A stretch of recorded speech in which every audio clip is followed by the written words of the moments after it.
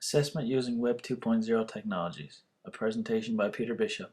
Impartial fulfillment for Course Education 6610. Researching computers in the curriculum. When looking at assessing Web 2.0, there are a number of aspects that need to be addressed. Firstly, why should we bother to use it? Well, students find it interesting. It can be a motivator for the students in the classes that you teach. This hopefully will lead to a better grade for your students. It has been proven to be useful, according to Churchill 2009. As I said before, it can be a motivator, but even more, it has proven to be a useful assessment tool, albeit limited by the amount of research that has been done to date. This can be done in a number of ways that we'll talk about momentarily.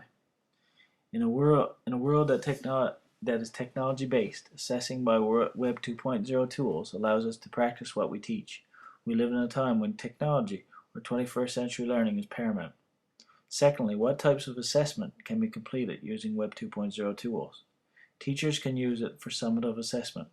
This can be done through wikis, blogs, e-portfolios, video assignments, and even online test forums. It allows for peer evaluation. Students are able to look at what the student has created, for example, in the form of a web page, or say it in the form of a blog, and thus make formative or summative evaluations based on their work.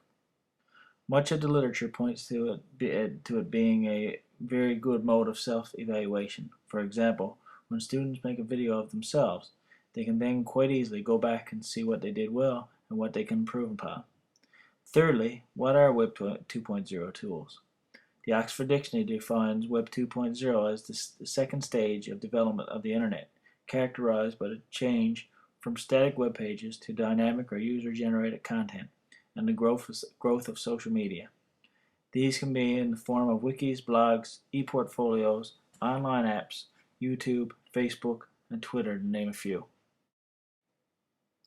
Methods.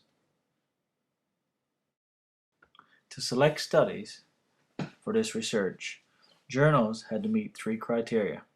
Firstly, they had to include the word assessment in the title.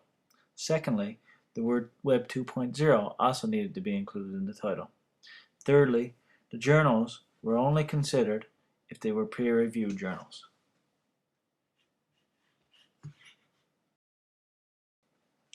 Data was collected in the 10 studies by various means. They were either qualitative in nature, quantitative in nature, quasi-experimental in nature, or by mixed method. Each of the studies included one of the following types of data collection: interviews, questionnaires, reflections, surveys, or focus groups. Findings. When reading the literature, three themes on assessment using Web 2.0 tools came to light. First, formative assessment, which Wang 2009 refers to as those activities that are used to help students learn. Second, self-assessment. And then third, rubrics, which can be used to assess both formative type assessments and self-type assessments. Of the studies that used Web 2.0 as a formative assessment tool, the results were consistent, stating that it is an effective method of assessment. According to Lai and Eugenia, 2011, students found that the Web 2.0 tools were useful in developing their abilities learned in their respective courses. The research also indicated that many of the participants indicated having learned a great deal through self-assessment when using Web 2.0 technologies. Terrell et al. 2011 reported that some students were amazed at their achievements and their increase in technical prowess. Finally, rubrics were found to be the best way to grade Web 2.0 assessments and thus limit subjectivity. That they allowed for consistency among teachers, according to Chang and Wu 2012, and that they were especially useful in assessing wikis, Lay and Eugenia 2011, and YouTube video assignments, Abendroth and al. 2011. Web 2.0 as formative assessment. As a formative assessment tool, it was reported that there are several benefits to Web 2.0 technologies. They provide teachers with a new assessment tool that can be used in conjunction with the other assessment tools that they already have at their disposal. According to Wang et al. 2006, an e-learning environment allows for greater learning since it provides more opportunity for a more diverse type of assessment. Finally, the very nature of the assessment through various types of Web 2.0 lends itself to an engaging type of assessment. Self-assessment using Web 2.0. As a self-assessment tool, Web 2.0 technologies were identified as having advantages and disadvantages. Students reported, firstly, that they felt Web 2.0 assessments were worthwhile, saying that they felt they had learned a great deal by producing and contributing to Web 2.0 technologies. Students also found that some types of Web 2.0 technologies allowed them to think and see what they had produced and then make it better, giving this form of assessment a metacognitive layer. Students also found that the digital footprint left behind, for example, by a wiki or a blog, was advantageous since it allowed them to witness how they improved as time went on. The one disadvantage that was noted was that some students did find working with Web 2.0 technologies distracting at times. Use of rubrics to assess student learning when using Web 2. When Web 2.0 tools are evaluated by rubrics, they were found to have many advantages. Firstly, they give consistent results amongst different evaluators. In one such study, 4 teachers were asked to grade the same piece of evaluation and came up with similar grades. Secondly, they can be made for practically any evaluation. Thirdly, they take out the subjectivity that would otherwise be inherent to some assessment tasks. Fourthly, they are also very fast to use by teachers, allowing them to grade assessments quicker. The one disadvantage that was found for rubrics was that they are initially quite time-consuming to create. Discussion. There are 3 ways that we can go about assessing using Web 2.0 technologies. First, we can assess through self-assessment. Students reported that their learning increased by using Web 2.0 tools as assessment tools. Self-assessment is especially useful in the assessment of wiki activities, and self-assessment lends itself to the use of rubrics.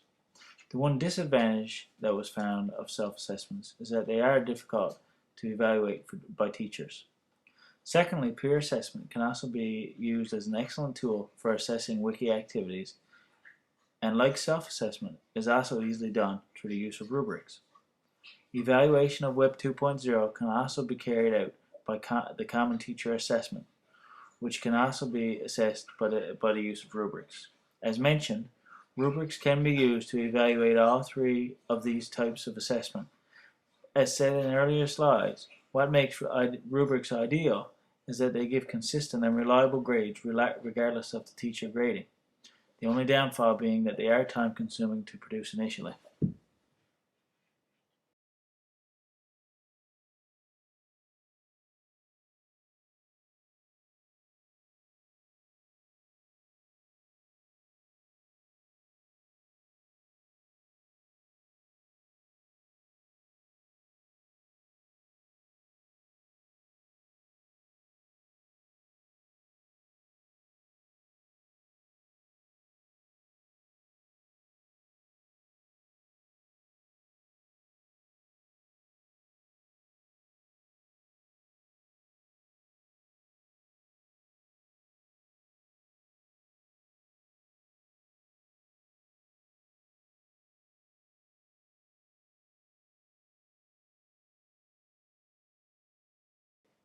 Conclusion.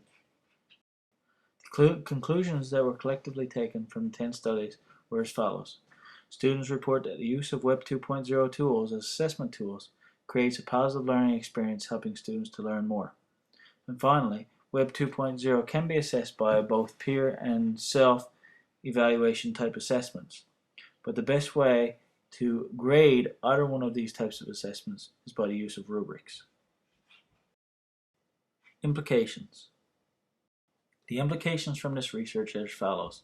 It has been found that in the future, teachers and students alike need to make use of Web 2.0 technologies. In order for the assessment of students using Web 2.0 technologies to occur, the education system needs to make access to technology readily available to both students and teachers. And finally, students will learn if Web 2.0 tools are used as assessment tools. Limitations. There were also several limitations that came to light as a result of research. Sample sizes were small for many of the studies. As a result, it is difficult to draw significant generalizations from the data gathered. Also, the amount of literature that was available on the subject of Web 2.0 technologies as assessment tools was very limited. References.